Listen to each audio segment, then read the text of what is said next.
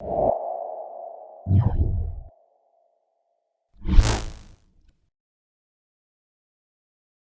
Charlene Polite-Corley. I'm Vice President of Diverse Insights and Partnerships at Nielsen.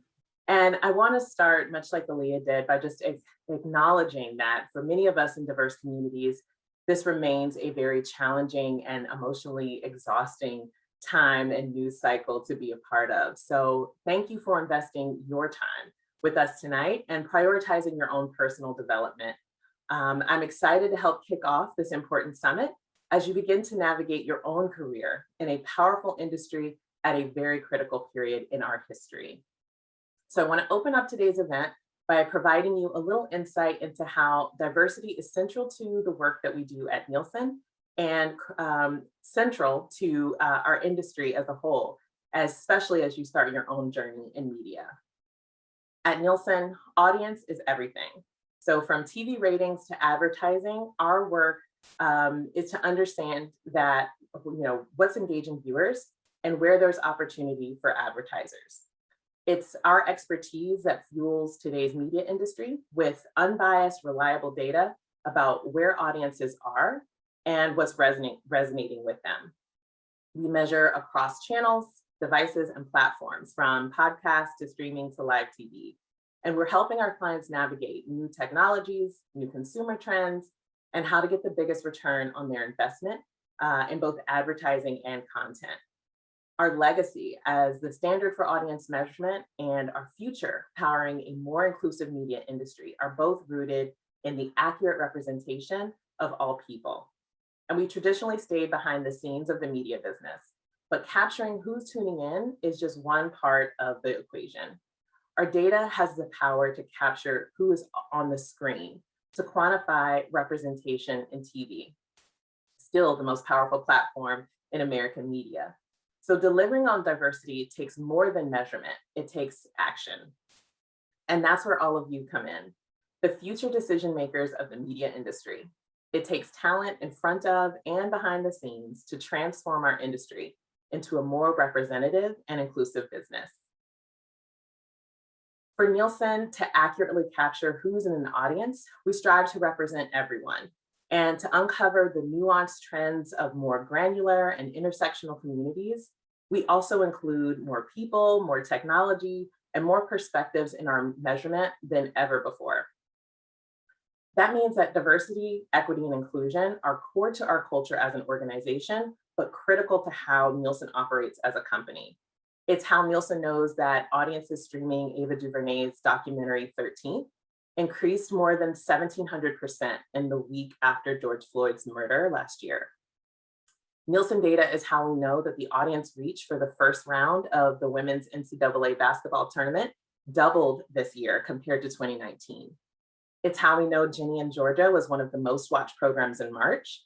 It's how we know that representation for Native American talent on TV is just 1/6 of their share of the US population. Nielsen data is how we uncovered that Black children were watching news at 4 times the rate of US kids overall the week of the Capitol insurrection. Understanding the nuance of diverse audiences is critical to any modern company strategy. And this isn't just the right thing to do, it's essential to our industry's future. Our new data set, Inclusion Analytics, is a perfect example of how diversity can transform our industry, even when you're early on in your career. Inclusion Analytics is actually the brainchild of one of our early career associates, Veronica Hernandez, who started at Nielsen as an intern just 2 years ago and is now helping design and scale a research data set that measures the diverse representation in TV programming. The new metrics from this data combine our ability at Nielsen to know who is in the audience, our expansive metadata about the content airing on screen and in production, and the talent starring in it to measure how much screen time diverse identity groups are getting in today's most popular TV shows. But it took her unique and diverse perspective to ask those tough questions and explore the solution available. So now we are positioned with data to hold our industry accountable and better serve the future of our business. Why does all of this matter to the media business? Because it's historically and systemically exclusive of the populations that make up powerful proportions of the audience of today and tomorrow. In fact, our population is becoming increasingly diverse, projected to be a majority minority nation in just over 20 years. Not to mention that Americans, especially in the new normal of the pandemic, are watching more video content than ever before. But the usual sources of that content are shifting. While traditional TV viewing may be declining, audiences are filling the gap with devices and streaming services that give them more control and broader access to curate content. Nielsen research reveals that not only are streaming platforms providing more content inclusive of racial, ethnic, and gender diversity, but audiences may be migrating to these new platforms because of it. The digital revolution has already helped dismantle longstanding barriers to content creation and distribution, from bloggers, iPhone filmmakers, and YouTube series turned mainstream hits. You'd think that with more content than ever, diverse representation of media would be less of a discussion and more of a reality, but we're still playing catch up. We want to use Nielsen expertise to power a better media future for all people, and that includes expanding the amount and the context of representation beyond tropes, beyond stereotypes, or beyond invisibility altogether. Our inclusion analytics data tells us that even though people of color are nearly 40% of today's population in the US, their share of time on the screen and leading TV roles was just 27% last year. Behind the scenes, the decision makers and influencers across our industry also rarely reflect the diversity of our society. Representation matters in the audience, behind the scenes, and on screen, and in every corner of the media industry. Combining what we know about the content on screen and who is in the audience allows us to innovate our measurement to connect the power of inclusive content to draw in viewers. We know when our clients get representation right, that audiences show up. But the path to getting that content on screen is still pretty exclusive and layered with bias, despite the broad audience appeal for diverse content. Our research shows that across genres and TV platforms, all kinds of audiences are drawn to more inclusive programming.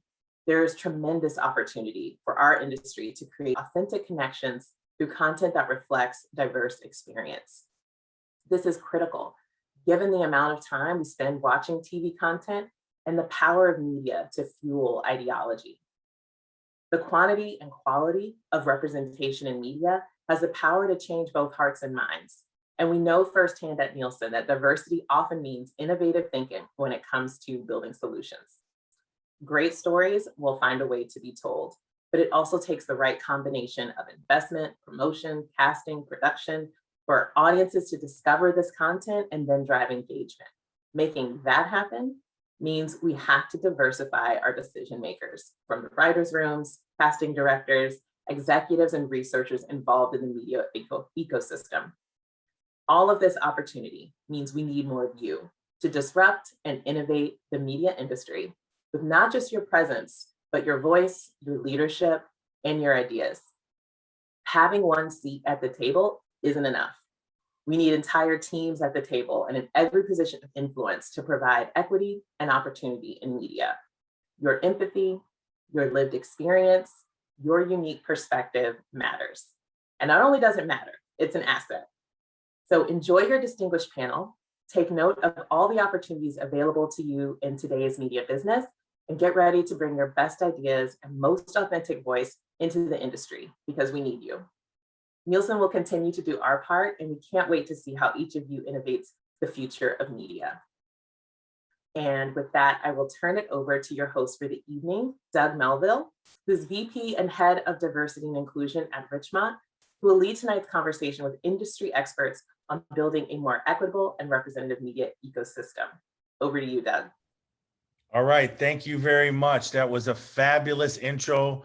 Ladies and gentlemen that are tuned in today, you are ready for the 4th annual Center of Communication, Diversity and Inclusion Summit. So without further ado, I am going to introduce our amazing panel today. Like was said earlier, I am Doug Melville.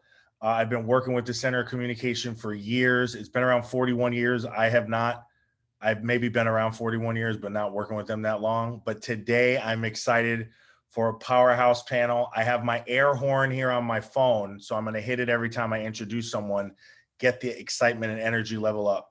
Ladies and gentlemen, all the way from Warner Media, we have VP of Equity and Inclusion, Grace Moss. All right, there we have Grace. All right, we see her soon. All right, we love that. We love that. She is winning for the best background. From Nielsen, we have SVP of Diversity and Inclusion, Robert Camilleri. Yes, Robert, we see you. We love it. We love the energy. And then all the way from Weber Shandwick, we have Executive Vice President, put an E on it, Global Diversity and Equity and Inclusion, Judith Harrison. Yes. All right. She went to UCLA. I did not, but I am shouting it out. I am shouting it out. I am shouting it out. Go Bruins. Right. Are you UCLA, Grace? Yes. Proud Okay. Proud Bruin. Okay, Robert, where are you? What college did you grace in your prime? I went to Dartmouth College. Dartmouth College. All right, that sounds good. I love that. I went to Syracuse. Okay, go Orange. We got to rep our people. All right, so I just want to get into the first question today. For all the students and all the attendees today, we would love for you to use the Q&A box, which is located at the bottom of your screen throughout the session. If your question is selected, someone's gonna slide into your DMs with a private message and let you know that you can get the mic and get the camera and ask that question to everybody here. So we'll ask you to turn your video on at that moment so you can ask the panelists the questions directly. So I'm gonna start with you, Grace. We're gonna roll right into it. A lot of talk about diversity, equity, and inclusion. It's probably one of the most searched words in the last year, at least in American Google. But I wanted to ask you, when you think of Warner Media and your career and historically your journey, how are you defining DEI in your workplace, and what does it mean? Because the word has become kind of everything to everyone in some sense, but it's very personal and specific to others. So at Warner Media, how do you look at DEI and define it, and kind of how do you put a handle on it? Yeah, absolutely. I think that just from a corporate level, equity and inclusion are two different things. Equity for us means really taking a look at the systems, the practices, and the corporate culture that we have in place, and making sure that we are providing true fairness and equal opportunities for advancement for all of our entire workforce and those that are associated with the company. Inclusion is really about the ability to not only feel safe and welcome in coming into your workplace, but to actually take it a step further and feel celebrated and embraced because of the difference that you bring into your workplace. And so that could be everything from your race, ethnicity, your gender, to your life experience, your resume, and being able to use all those skill sets and those intangibles to really lean into the work that you're doing. I think is part of inclusion, and I think equity plus inclusion equals diversity, at least from our perspective. No, that's great, and it's really helpful because I think it all starts with how do you define it and how do you explain it. So Robert, I wanted to kind of ask you, obviously Nielsen's doing research and data, and all the reports we just heard are probably just one of many, but how are things looking at Nielsen as it relates to how you define and put a finger on this conversation around DEI? Sure. So DE&I in the workplace is, like Grace said, a combination of things. And if you look back a few years, leaders in this area of focus were called Chief Diversity Officers. And then a few years later, they were called Chief Diversity and Inclusion Officers. And most recently, they're now called Chief Diversity, Equity, and Inclusion Officers. So more and more words are getting added to the title. And I think this just speaks to the evolution of the role and the working world's understanding of the different factors that need to be managed. And if you focus on just diversity demographics of an organization, you get a very one-dimensional view of what's actually going on. For example, you would be able to see gender and racial representation numbers, and you would be able to identify trends. And while diversity numbers can help you take stock of your organizational composition, those numbers will not give you the reasons why the numbers are what they are. So For example, if people of color are leaving an organization more quickly than their white counterparts, or if women are not being promoted into senior leadership at the same rates as men, questions I think need to be asked. And this is where we need to look at equity and inclusion. And again, inclusion acknowledges that it's not just enough to have diverse people within an organization. Inclusion acknowledges that we have to nurture a culture of systems, processes, people, and actively embrace their colleagues to feel included, seen, heard, and respected. So I think there are a lot of layers to it. Yeah, no, that's really interesting. My title was D, then D and I, and now it's DEI. So did everyone here get a 300% pay increase? Okay, I'm just checking. I didn't know. I was just taking a survey. So Judith, I wanted to then go to you here and ask you the same question, kind of looking at it from your point of view. How are you defining DEI at Weber Shandwick? And also, how does that affect your client work and things of that nature as this conversation continues to mature and evolve? Sure, thanks, Doug. I'm glad you asked about the clients as well, because I think that's important for us. When we look at diversity, equity, and inclusion, we think about three things. So when we think about diversity, it's really about backgrounds of people, their race, their religion, their sexual orientation, all of the attributes, so many more than that, all of the attributes that make us who we are, that make us perceive the world the way we do, and sort of walk through it the way we do. And then the equity piece is going to Grace's point about making sure that we have the systems and the structures in place to ensure that people are advancing fairly, that they have equal opportunity to advance, to shine, to get stretch assignments, to do all of the things that go into helping them grow and contribute to the organization. And then the inclusion piece is really about creating a sense of community that enables the organization to leverage all of those different backgrounds that we are bringing into the workplace to create the best solutions for clients. So, it's been shown time and time again that diverse and inclusive organizations bring the best ideas. They bring more money to the bottom line. They also work very well in terms of innovation. So a lot of their money actually can come from innovation because of leveraging all of those different backgrounds and experiences of their workforce. So I think that that's an incredibly important point to remember when we think about DEI and the impact that it has, not just on the culture and the work, but on the bottom line as well. Oh, that's great. And it's so important because the client work is an extension of us as partners, so that's so important. So Grace, I want to swing right back to you and really get into the last 365 days or 400 days. Being a DEI executive, you're in LA, I'm here in New York, things were shut down. There was all types of disruption, coming from advertising and working for the disruption company, TBWA. One of the things that we would always talk about is the cost of disruption. So like the flip side of it. So in that last 400 days, when all this change has been happening, how has that affected kind of the DEI execution? Do you find it's an easier conversation to have because of the social impact and events that we're seeing? Do you find it's harder? And have you seen changes that show some bright lights, particularly for those people in college or that are 1 or 2 years out of university that are looking to break in or elevate their careers? Yeah.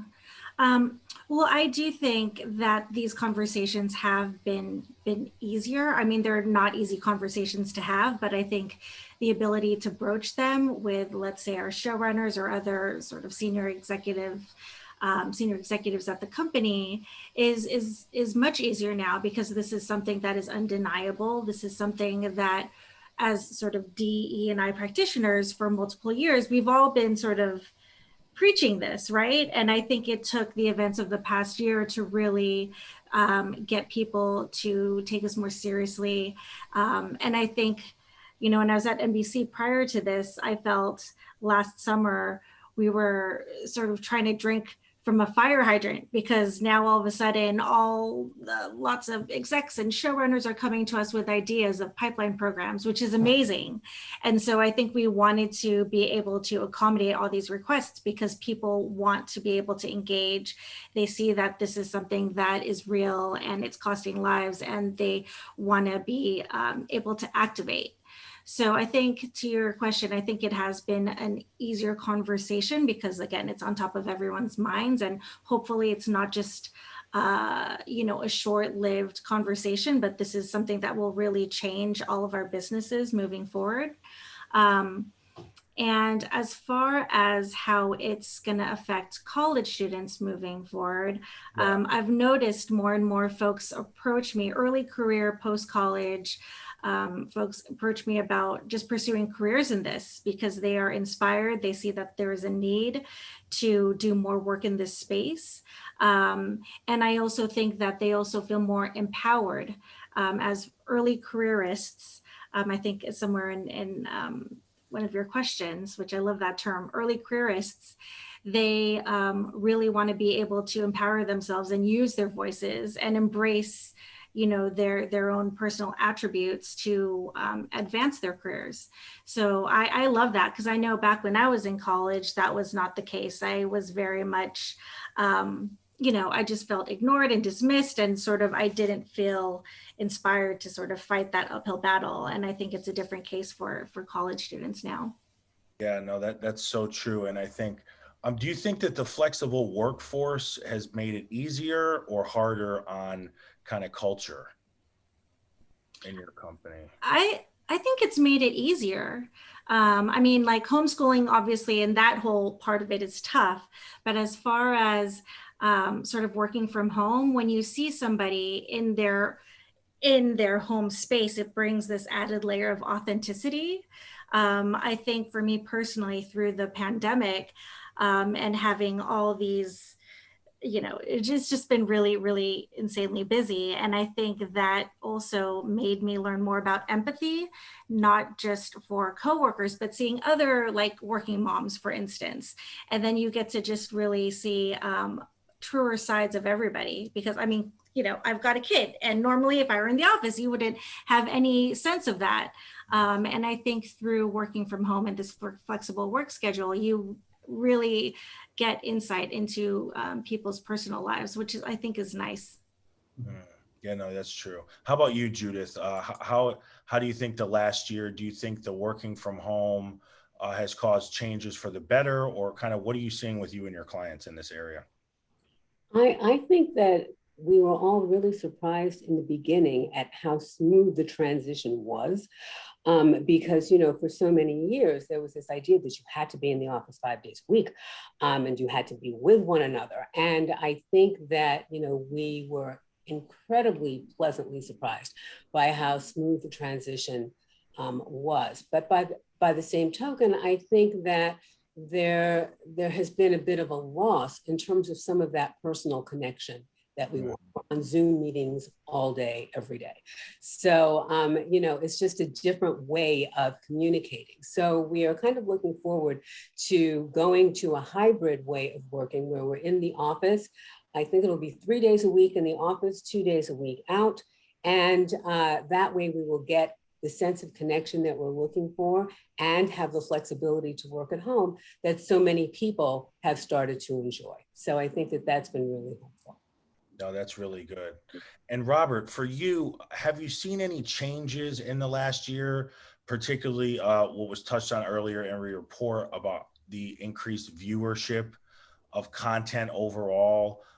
But have you seen changes in the organization in the last year around how you hire or hiring people remotely? Maybe you could just touch a little bit on how this kind of pause in day-to-day office has kind of evolved and changed some of the cultural aspects with hiring in particular at your company.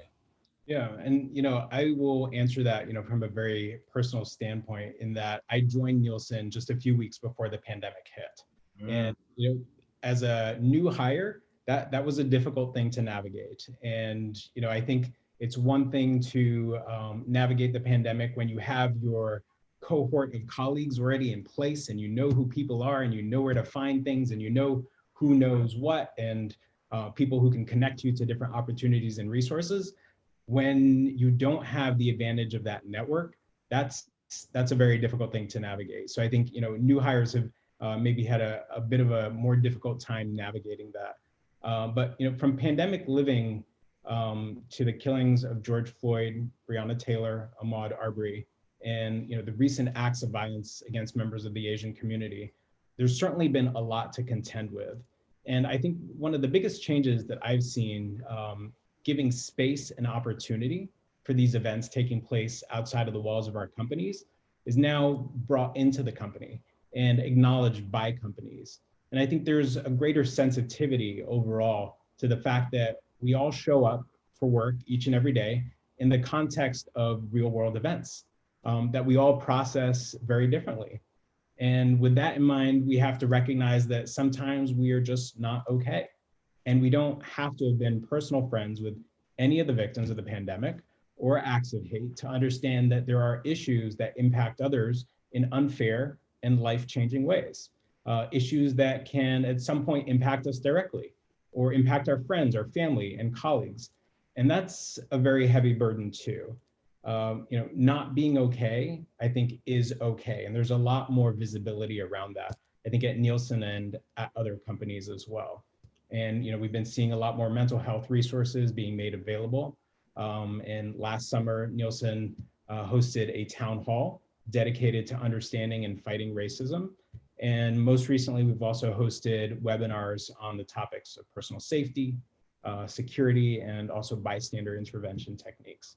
But, you know, tying it back to what you're asking about hiring, I wouldn't say that we are hiring differently as a result of all that's transpired. As a measurement company, data analytics have always been important to Nielsen, and we have all sorts of tools that allow us to see where we have representation gaps. And that allows us to think about the action against how those gaps can be closed in a sustainable way. And as with any company, people come and go all the time. So monitoring for emerging trends and opportunities has to be an ongoing commitment by the company. No, that's so important. And there's a lot going on, you know, and it is important to build those safe spaces. So I appreciate that insight there. Some of the other aspects of this past year that I did not talk about, and that really goes to everything that's been happening in the news and how our people have been connecting to deal with it. You know, it has been a year, the likes of which we have never seen, and hopefully never will again, in terms of what has happened racially in this country. I think it's terrific that there is an awakening at long last to the issues that of structural racism that some people have known about for years. But what I have found is that it created an opening for people to have really deep discussions that we as an organization had not had at that same level. So after George Floyd was killed, I held 23 town hall meetings across North America and EMEA to talk about racial justice. And we committed at that time to become the most anti-racist organization in the business. And that has really informed everything we've done in the past year, and I think has created a much more connected community than we've ever had before. It's really been something to see. You know, Grace, I wanted to just pivot the conversation a little bit to the students. What do you think is the best route? Kind of putting yourself back in a little bit of a time machine when we were 20, living our best life. But we could all go in the time machine, by the way, Judith, Robert. I don't want to think anybody's left out. Okay, the DeLorean got 4 seats. We're good. But I did want to say, looking back from a student point of view, there's no more in-person events. You know, how do you find jobs with the handshake and the little mixer at, you know, Time Warner and all the things that we used to have in our lives? What is your advice for students who are looking for that one-up experience or trying to get in, particularly from diverse backgrounds, maybe non-traditional internships previously, but lost a key summer? And I would like to really ask each of you, because this is real life, and a lot of students didn't sign up for this. They just wanted to graduate and get a job. They didn't want to rebuild the workforce of the future or talk about flex time. They just wanted to get the job. And by the way, students, job stands for just over broke. You really want a career. But Grace, maybe you can just give a little insight on how you think is the best way for students to navigate. And I'll just go down to Robert and Judith after that with that same kind of point of view. For sure. Well, I do think, having this lost summer that you described, more and more companies realize that. I know from a more immediate perspective, we're actively pursuing ways to do outreach to sort of underrepresented college communities, college students. And so I would say definitely be sort of proactive in seeking out all those opportunities, whether it's panels. I mean, panels are key. It's not just networking events. I had done a couple panels this fall and for college students, and folks had reached out to me, and that in turn led to a general meeting, which in turn led to me getting them connected to our internship coordinator. So you never know what will come out of these virtual events. So I would definitely seek that out. And the good thing is that things are slowly starting to open up. I know we are looking into doing some more networking events this fall as well. So I think it's all about just doing research and being proactive. And then I think in addition to that, outside of those initial meetings that you're having, follow-up is just as important. So for me, I always say, if I meet you once and I never hear from you again, that was just the biggest waste of both of our times. I want to be able to hear from you 6 months from now. And I don't want it to be hey, can you hire me for this internship? I just want to have a regular check-in where you're not asking me for anything. But if that can be consistent, then that's how you build up a relationship. And then later in the future, happy to mentor you and just be able to help you in some way. So I think, again, follow up is going to be really important to all those meetings, and making sure that you're not just asking for favors every time you're reaching out to an executive. Yeah, no, that's important, because my LinkedIn, I tell the students always use LinkedIn, and most people could go to linkedin.com/alumni and you get unlimited contacts with your alumni with no in-mail. So that's just a little LinkedIn hack right there. That's like secret menu at Chipotle. You know what I mean? Robert, so how about you? What are your thoughts about some advice for students? We're in the time machine, remember, to get into the media business. They hear about it. They're addicted to the content. Their eyeballs are showing up in your ratings charts. What should they be doing if they don't have that traditional internship? So here's the good news. There are many paths into a career in media. So unlike becoming a doctor, which requires going to medical school, or becoming a lawyer, which requires going to law school, the media industry does not have these same strict toll gates. So my advice is pursue the internships and the entry-level jobs that are of interest to you directly with your target companies. But don't forget to explore what the industry organizations have to offer too. And many of these organizations offer additional points of entry into both internships and entry-level jobs. So for example, the 4As, the American Association of Advertising Agencies, offers what's called the Multicultural Advertising Internship Program. The American Advertising Federation, the AAF, offers the Most Promising Multicultural Students Program. All industries have organizations that look out for the interests of their members. So be sure to get to know them and get to know what they have to offer as well. That's a really good point, and particularly for the Center of Communication, tying into these groups is critical. And also what you said, Grace, is so true about the follow-up. People get busy, they read messages casually, but that follow-up could really be the determining factor. And I think, just speaking from experience, we've probably all given a few extra phone calls and chances to that consistent, persistent person who we really didn't think we could do anything or what have you. But then over time, they really, just stayed consistent and persistent, and we gave them a chance, and, they may be working at the company today. And Judith, how about you for that? What some thoughts and advice for the students to get in and engaged in a summer where they may feel that, social justice was too heavy and they had couldn't get their job to earn money, or living at home when they thought they were on college scholarship, but now they're working on Zoom in their bedroom, which is also where they watch TV and where they go on dates and where they eat their food. It's like one square 10 by 10. What is some advice for these future CEOs that are trapped in their own homes for a year? When their friends went to different schools, they may be on campus. It's really Right. so inconsistent. I absolutely love the idea of thinking of these folks as future CEOs. So, I mean, that's the first thing. I think that, maintaining confidence during this period is really important.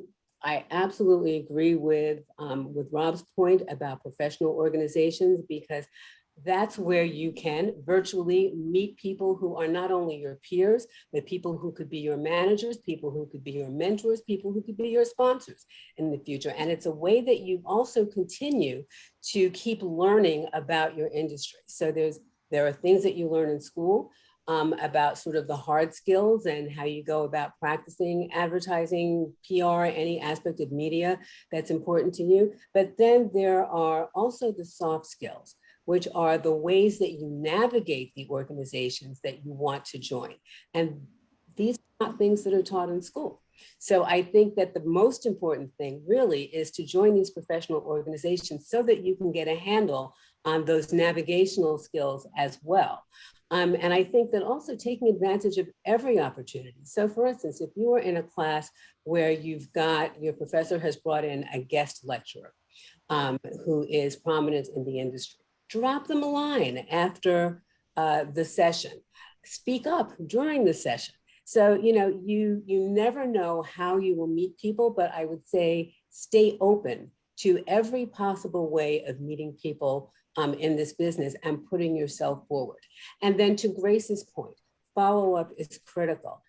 Follow up in the nicest way, not follow up in the what can you do for me today, what can you do for me tomorrow way, but really as a human being. So I think that one of the things you need to do in following up is also kind of taking a look at the person's profile, figuring out what's of interest. And if you want to form a relationship, start sending things, maybe articles that you think the person might be interested in, something that shows that you see them as a person, as opposed to simply a conduit to where you want to go. And I think that will get you far too. Okay, that is so great. I love that, Judith, and I appreciate you. I would hit the air horn, but we won't do it anymore. We're done with the air horn. I have one more question. I do want to say that I just checked my phone. I only got 9 LinkedIn ads. We know there's hundreds of people on this call. We're helping you. We need everyone on this call. Please add Grace first. She should have at least 200 ads today. Then you could add us too. We're still in the time machine, by the way. So I did want to say one question that constantly comes up with students, and this will be my last question before we go to the audience, and I want more audience questions, so begin to use that box. But should students, young people, be bringing their whole self to work or their best self to work? Because there's a debate. Do you want your best friend's whole friend, or you want just the best parts of your best friend? And this is really the same thing that's happening at the office. So, I'll get Grace off the hook. I always call on her first. We're going to go to Robert. But should students today bring their whole self to work or their best self to work? Because for a lot of women who've asked me, like, their Instagram, should it be private because they don't want their employer looking at it? I mean, these kind of things of the mixed messages of which side should they be on at this early stage in their career, and does it prove more favorably or against them? But I just wanted to start with you, Robert, on kind of this conversation of whole self versus best self at this stage in their careers. Yeah, so I'm definitely in the best self camp. Okay, all right. One for best self in case anybody's scorecard, Max. Okay.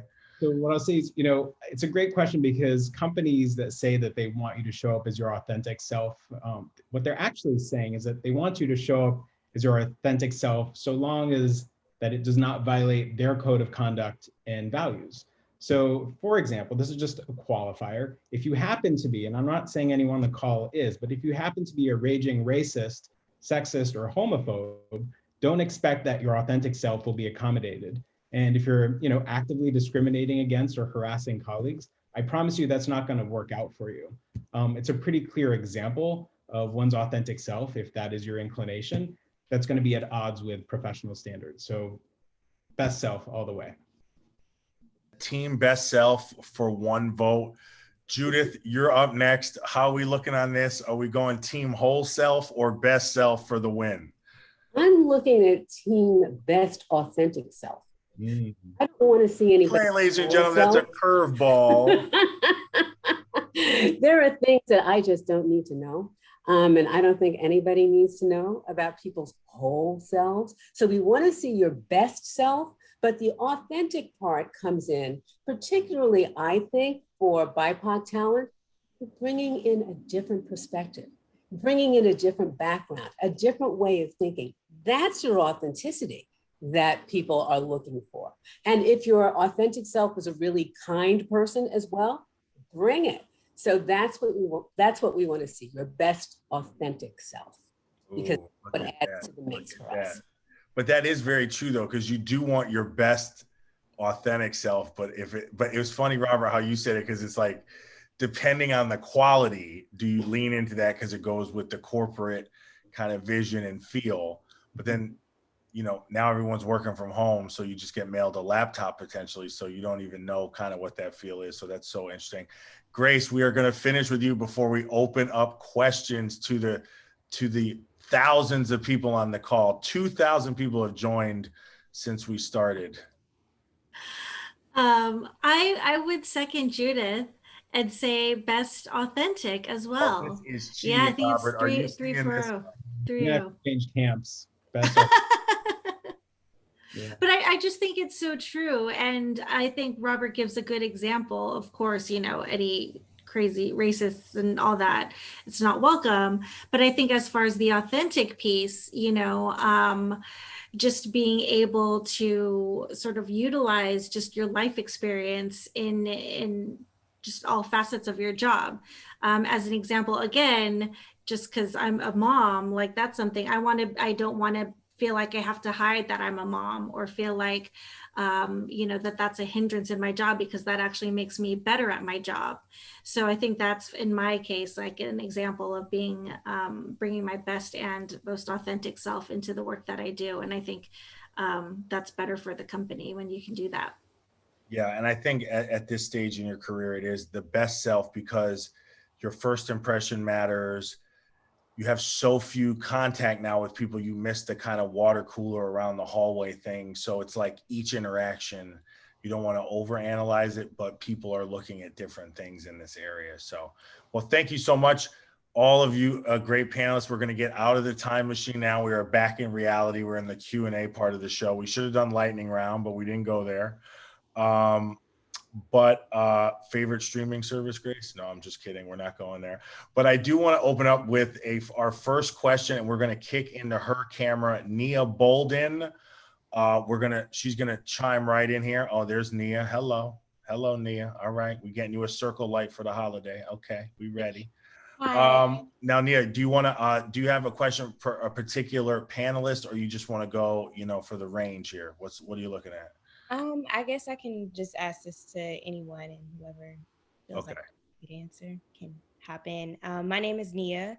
I am a digital communication and media arts graduate student at DePaul University in Chicago, with a concentration in film studies and television studies. So I have interest in DEI even before it was kind of a hot button issue, and primarily because I am a woman and a woman of color. But my question for you all is, how would I incorporate that into my resume, or in terms of trying to be hired in a way that doesn't take away from my ability to, you know, do the work, or my understanding of the industry, if that makes sense. So I guess, how do you kind of balance your areas of interest in that, but also the fact that you are an expert in whatever you're trying to do, or you want to become an expert? I would say one of the things that you can do, it's sort of a combination of things. I'd mentioned earlier, joining professional organizations. some of which may not be hotbeds of diversity, to be quite frank, because this is the industry we're in.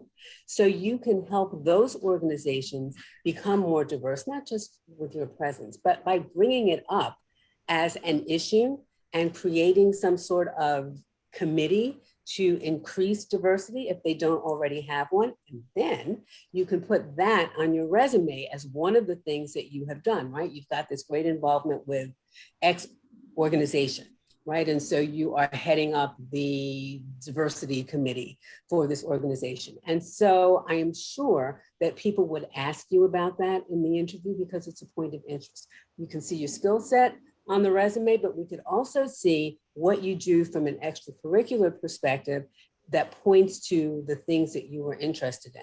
And as far as I'm concerned, you know, every organization in this business is now extremely interested in exactly that.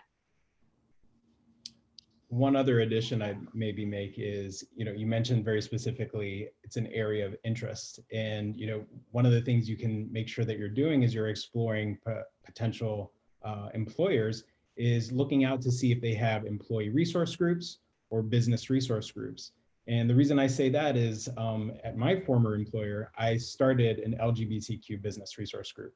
I used to be in account management. I used to be in global operations. But as my passion project, I started this LGBTQ business resource group, which ended up being a springboard into working in diversity, equity, and inclusion on a full-time basis. So, you know, think about it from that approach as well. You can always focus on your day job, but if there are passions that you have in the DE&I space, make sure that you're looking for employers that embrace that and provide opportunities for you to explore that further. Yeah, and I would just second that. That's actually how I got into DE&I as well, because prior to this, I was just a development executive. And because I was very much involved with the ERGs and leading them, I found myself way more interested in doing that work. And because of that experience, that was able to get me into the role that I then occupied at NBC in the entertainment diversity group. So I second the ERG pathway. I just want to say Grace was never just a development executive. She was the best development executive. I just have to say she was being humble there. Humble pie for snack. We all eating at home, snacking. Okay, Mindy Wu, you are up next. Coming to the stage. Thank you, Nia. We appreciate you. We got Mindy Wu coming into prime time. Hi, thank you, Doug, for speaking for current college students, and thank you to the panelists for sharing your personal insights. It was really great. My name is Mindy. I'm currently a sophomore at NYU. So my question is, because it's kind of long, oftentimes the DI department within the entertainment industry is well aware of practicing DI beliefs while making social interactions or just making decision-making. However, I see the problem with like black box model, which is less apparent and harder to revise and implement under the belief of DEI. For example, you're screening for job recruitments or gender biases in job salary recommendations, etc. So my question is, how do you guys audit in black box model, no matter it's getting the engineering or the data analytics team on board or changing the attributes within the algorithm? So Mindy, I just want to ask, your question is the black box model. What was it? Are you asking to audit or use data to support the DEI efforts? Or I'm not too familiar with the black box model. Oh, my apologies. So it's like, you guys know what it is, panelists? I'm very sorry. I'm not familiar with it. Okay. I guess it's a little, sorry, it's should have gone to more NYU, technical. everybody. I should have gone to NYU. No, you guys are all smart. Sorry. So black box model is more like it's a systematic, because you guys mentioned how like equity and like a lot of things are like where people like as human interactions, where we're aware of how we should interact with people in a more inclusive and like and be more acceptable. But the problem is like within the technical part, no matter if it's job recruitments, when you're screening the resumes or if someone is getting a promotion and there's that salary recommendation, sometimes there is this like algorithm or engines that fuels some of our results, and oftentimes within the attributes there are biases, no matter it's to race or to gender. So in that type of situation, kind of how do you guys audit and kind of implement the DEI within to the algorithm and the technical part of the company, if that makes sense? Yeah, how do we humanize the data when with all these jobs and all the input coming in? How are we humanizing that to have a feel of diversity and not just look at the algorithm? Yeah, and to put like one example, because I remember Robert mentioning something about like working for DI in a more data analytic aspect. So like, I think more specifically, you said there are modules or like actual implementations that are more technical within the data analytics. I was wondering, are you using like modules like Lime or SHAP, like, so yeah, that is my question, if that makes sense. Mindy, I think we're all going to hire you before the end of this. So I'm sorry, I'm speaking for the group. So, I think there are a lot of tools out there, and, different companies use different tools and rely on them to varying degrees. One of the things that I had looked at my previous employer was also an organization called Textio.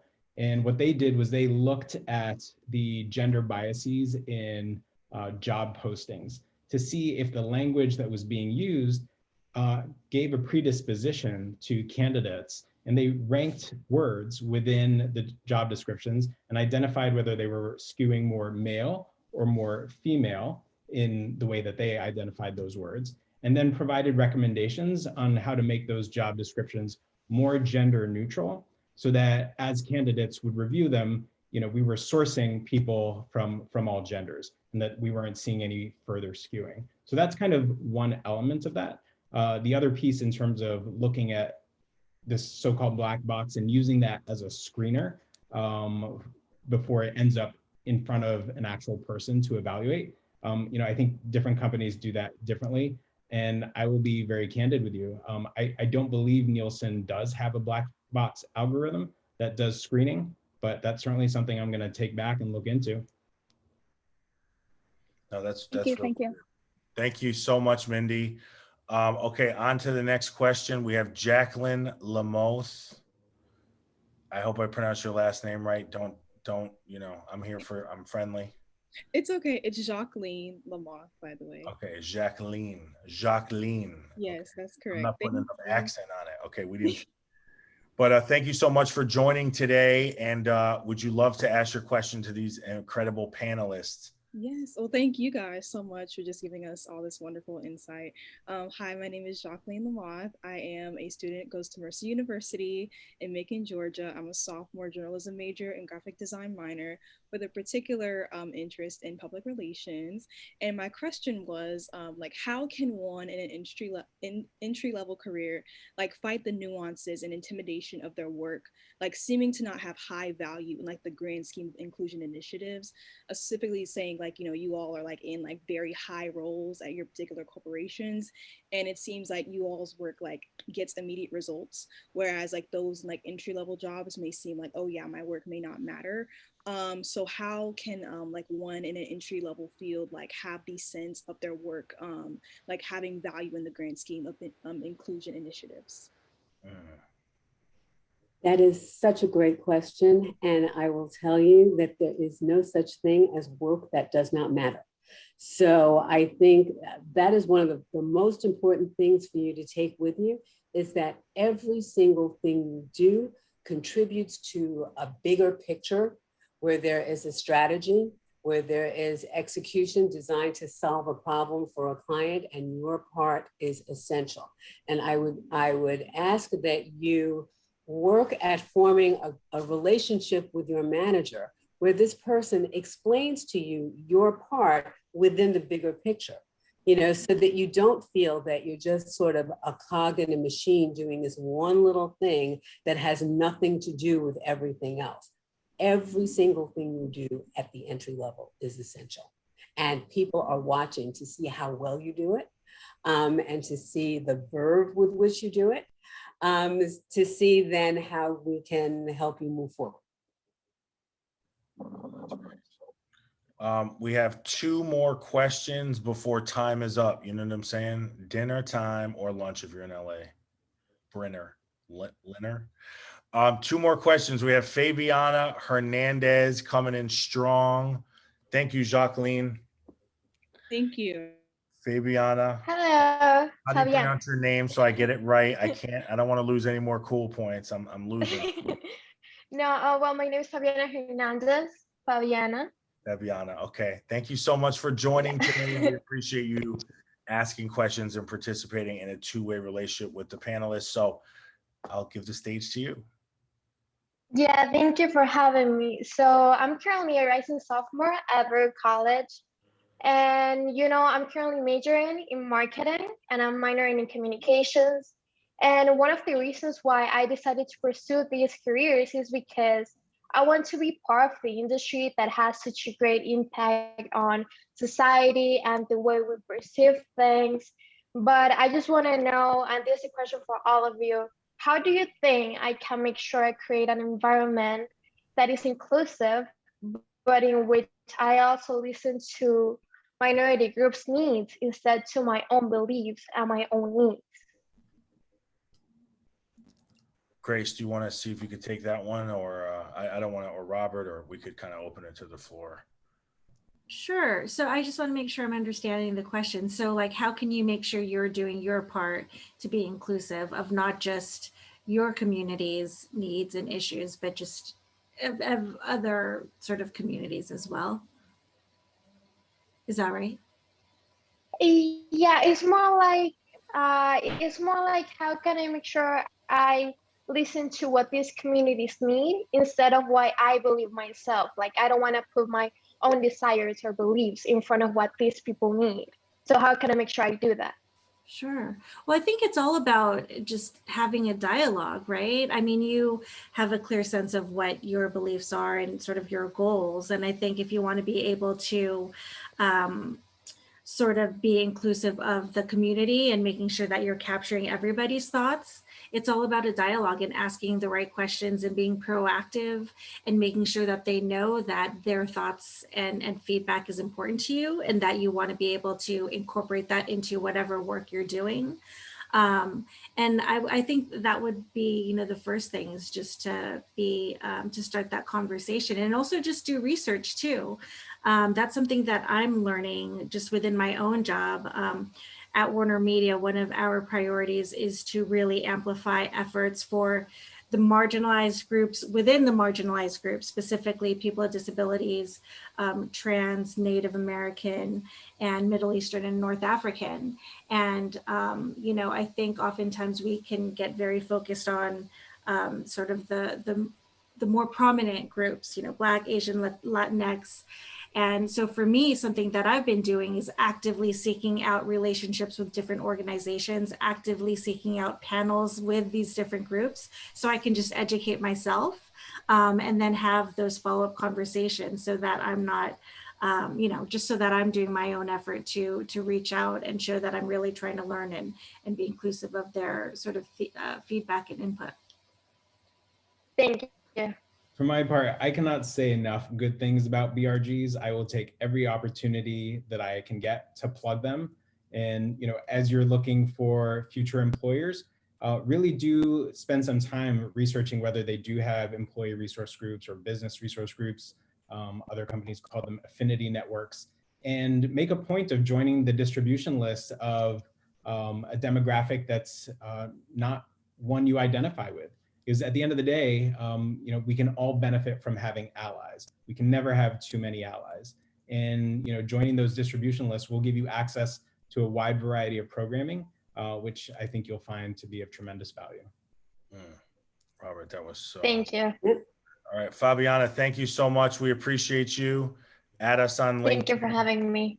All right, guys, we have one more question and we have only 38 ads on LinkedIn, which means 120 people are sleeping on the job. Okay. Ashley Huang, you are our final question today. After you, the whole internet is shutting down. So I just want to let you know, Ashley, the stage is yours. And then I'm going to, for the panel, just so you have it prepped for the essence of time, I will ask you the best piece of advice you ever got for the students to close, and then we will end up wrapping the session. So Ashley, take the stage for the panel for your question today. Hi, so nice to meet everyone. My name is Ashley. I'm a student at the University of Michigan. I'm majoring in organizational studies with a concentration in marketing. But I'm currently taking a gap year, so I'm living at home in Hong Kong right now. But I was just wondering, what drew you to the entertainment and media industries, and what did you do in college to prepare and also get your foot into this industry? I don't know who wants to go first, but what drew us to the entertainment industry obviously was free subscription services. Come on, Ashley, you know we want that for sure. And shout out for calling in from another continent. Extra credit. It's the middle of the morning. Judith or Robert or Grace, would one of you want to take Ashley's question today? I'm smiling because when I started out, I didn't start in the entertainment industry in this sense. I started out as a singer years ago and sort of fell into public relations. So it's sort of it's a funny question to me, but I would certainly say that, you know, what one of the things that keeps me here and keeps me entertained, so to speak, is that there is not only a significant intellectual challenge in it, there is a sort of collegiality that is, I think, hard to find in other industries. There's creativity that is extraordinary. And that's one of the things that keeps me stimulated, keeps me thinking that, wow, there's something new that I'm going to hear and learn about today. And that's one of the most important things from my perspective, is that sort of intellectual curiosity that keeps me coming back day after day. You know, that and the relationships. Okay, that is great.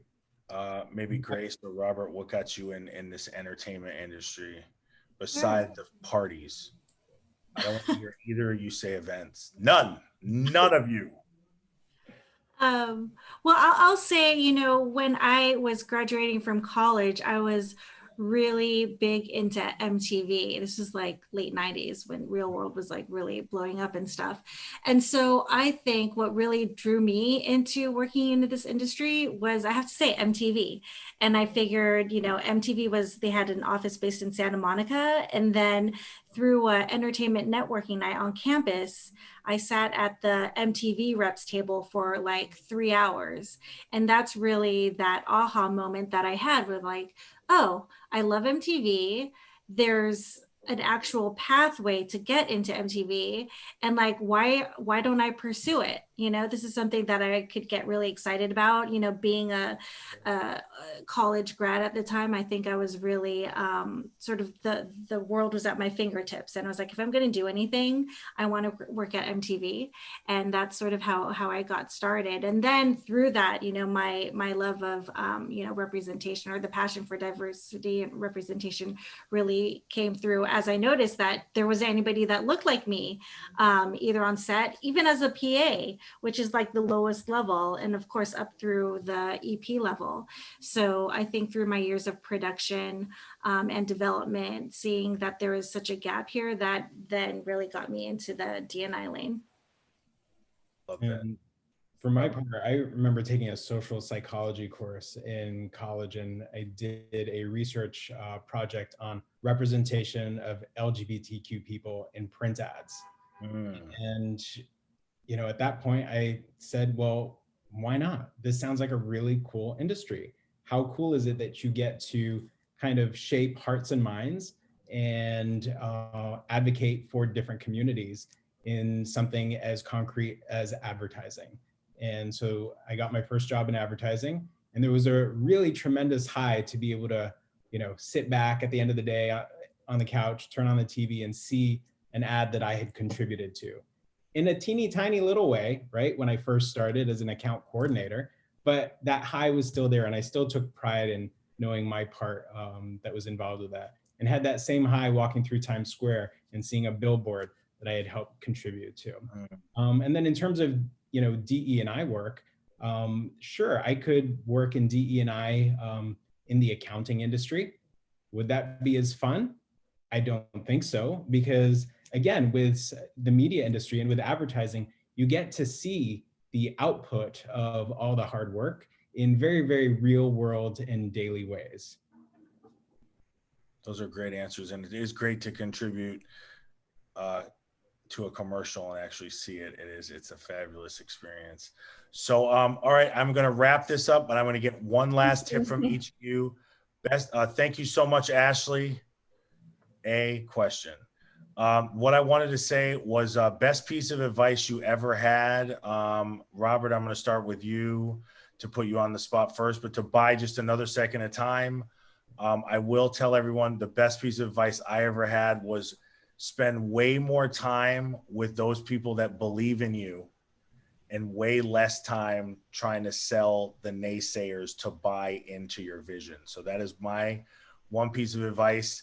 Double down on the yeses, push off the no's, move ahead, and don't spend your time where you're tolerated, but spend it where you're celebrated. So, Robert, go ahead. What do you think? Best piece of advice you ever got for these future CEOs? I think best piece of advice is make sure you're building your network from the mailroom to the boardroom. Ooh, oh, that's a t-shirt that I don't have yet. Judith, how about you? Best piece of advice was lead with yes, meaning when a senior person asks you to do something, even if you think deep down that you have no idea how to do it, figure it out. Say, yes, I'd be happy to do it. Figure it out. Use your network to help you figure it out. And then that creates an opportunity for you to really shine.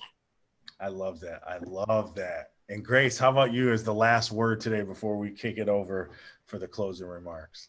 Sure. I think mine is more tactical, and I think it's more for folks who are just gonna start their careers. And this is a piece of advice I got from an assistant at MTV when I was an intern. And that was, if there isn't any work, then create work and take pride in your work. And I think that came because, you know, I was a little aimless and didn't really have a lot of direction in this sort of internship. And I think with that, he really instilled in me, like, be proactive and find things that you can do to improve the system or the office that you're in. And in this example, I like alphabetized the tape library that, you know, I was distributing faxes. So find ways to make yourself useful, because there are going to be thousands of people who are going to want your position that will outwork you. And I think you just need to make yourself undeniable. And I think as students of color, just know that it will probably be an even more challenging road for you, and just to know that you'll need to work, you know, just as hard to get that recognition. So. All right, well, that's great. And thank you so much, esteemed panelists, people joining from Hong Kong. This is just a global situation. And I want to give a shout out to Daniel Mars from Northwestern, who wrote me a LinkedIn message. He goes, Doug, to be clear, I am not sleeping on the job. I am paying attention to the whole panel. Coolest LinkedIn note. I never thought he was sleeping. We can't even see you, but it's good to know that you are awake. So thank you all, panelists. Add us all on LinkedIn. Your time is so valuable. Thank you, Center of Communications, Max, Kate, the gang, for putting this together.